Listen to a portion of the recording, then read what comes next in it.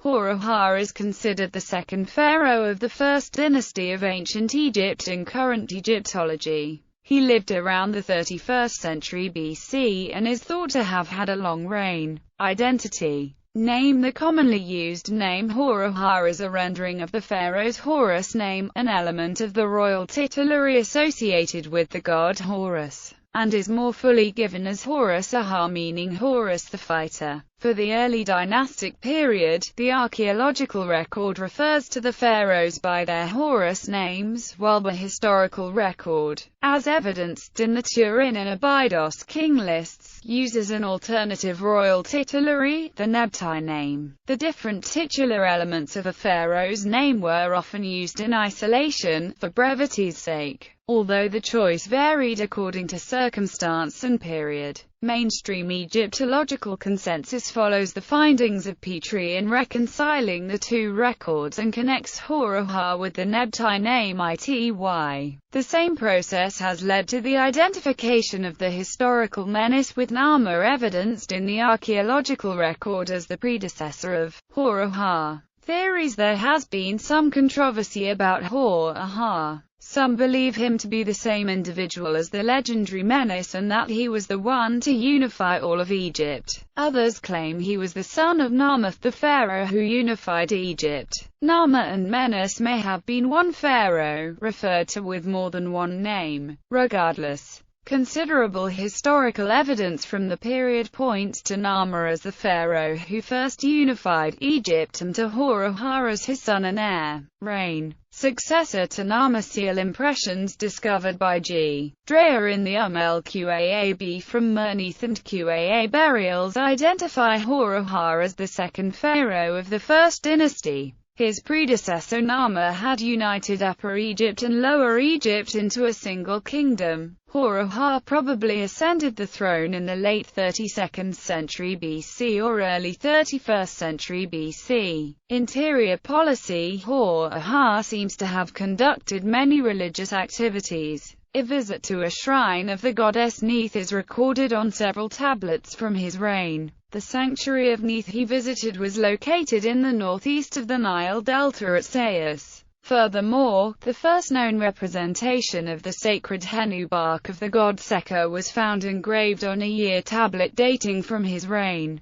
Vessel inscriptions, labels and sealings from the graves of Hor-Aha and Queen Neithotep suggest that this queen died during the reign of Aha. He arranged for her burial in a magnificent mastaba excavated by Jacques de Morgan. Queen Neithotep is plausibly Aha's mother. The selection of the cemetery of Nakada as the resting place of Neithotep is a strong indication that she came from this province. This, in turn, supports the view that Nama married a member of the ancient royal line of Nakada to strengthen the domination of the Thinite kings over the region. Most importantly, the oldest mastaba at the North Saqqara necropolis of Memphis dates to his reign. The mastaba belongs to an elite member of the administration who may have been a relative of Hor-Aha, as was customary at the time. This is a strong indication of the growing importance of Memphis during Aha's reign.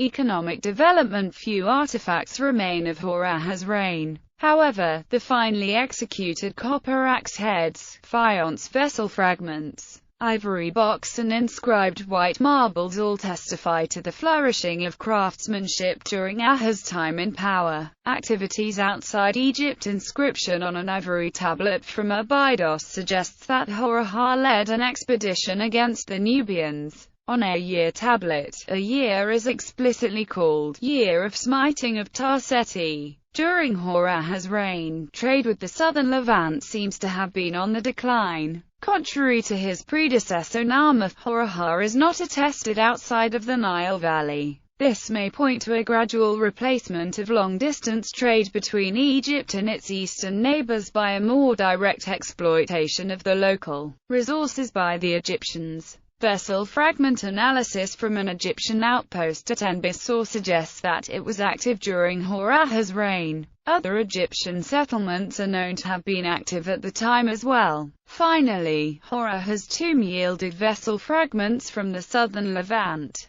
family. Hor-Aha's chief wife was Benerib, whose name was written alongside his on a number of historical pieces, in particular, from Tomb B14 at Abydos, Egypt. Tomb B14 is located directly adjacent to Hor-Aha's sepulchre. Hor-Aha also had another wife, Kumthap, with whom he became father of Dija. She is mentioned as Dje's mother on the Cairo Annals stone tomb. The tomb of Hor-Aha is located in the necropolis of the kings of the First Dynasty at Abydos, known as the El-Qaab. It comprises three large chambers B10, B15 and B19 which are directly adjacent to Nama's tomb. The chambers are rectangular, directly dug in the desert floor, their walls lined with mud bricks. The tombs of Nama and Ka had only two adjacent chambers, while the tomb of Hor-Aha comprises three substantially larger yet separated chambers. The reason for this architecture is that it was difficult at that time to build large ceilings above the chambers, as timber for these structures often had to be imported from Palestine. A striking innovation of Hor-Aha's tomb is that members of the royal household were buried with the pharaoh,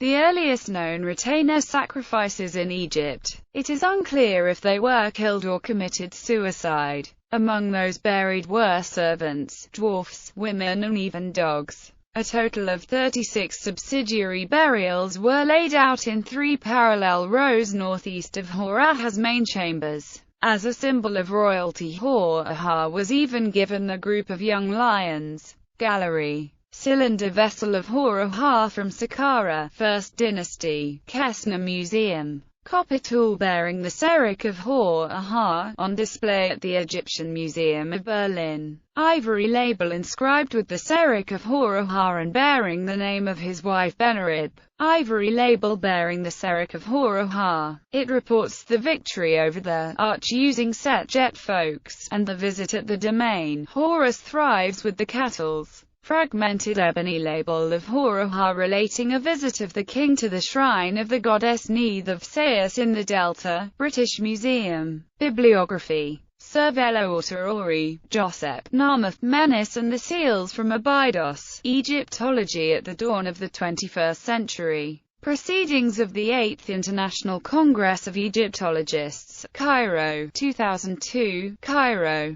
The American University in Cairo Press. Edwards, E.S. The Early Dynastic Period in Egypt. The Cambridge Ancient History 1, Cambridge. Cambridge University Press. Lloyd, Alan B. 1975. Herodotus. Book 2. Leiden. E.J. Brill. ISBN 90-04-041796. Schultz, Regine, Seidel, Matthias. Egypt. The World of the Pharaohs. H. F. Ullman. ISBN 978-3-8331-60004. Shaw, Ian, Nicholson, Paul. The Dictionary of Ancient Egypt. N. P. Harry N. Abrams, Inc. ISBN 0-8109-9096-2. Toby A. H. Wilkinson, Early Dynastic Egypt, Routledge, London, New York 1999, ISBN 0-415-18633-1, 7071.